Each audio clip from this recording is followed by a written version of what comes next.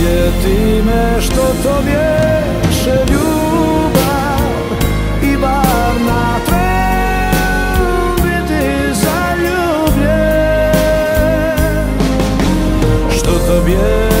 Što to bješe